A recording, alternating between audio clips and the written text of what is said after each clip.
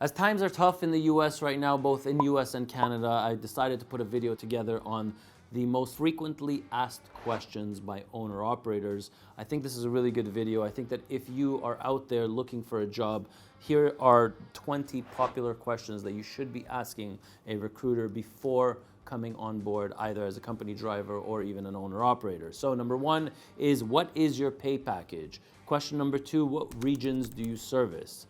Question number three, what does the average week look like in your company for a driver? Number four, as owner-operators, do we get any discounts on fuel? Question number five, am I expected to do my own pickups and drops? How many miles can you offer me per month? Question number seven, at what terminal am I going to be parking my truck at, and is it free? Question number eight, how do I request for time off? Question number nine, how long will it take to plate my truck? Question number 10, do you pay practical miles or short miles on the PC Miler? Question number 11, can I bring my own trailer? Question number 12, can I hire a driver and have him work in my truck?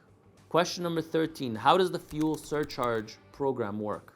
Question number 14, how often do you pay your drivers? Semi-monthly, weekly, bi-weekly? Question number 15, do I have access to cash advance? Question number 16, does your company help with repairs and maintenance? Question number 17, if I want to go on an extensive vacation, what will I be responsible for paying while my truck is parked? Question number 18, what do you pay for layovers?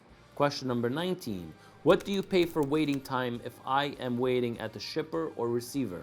Question number 20, who is responsible for paying IFTA tolls and plates?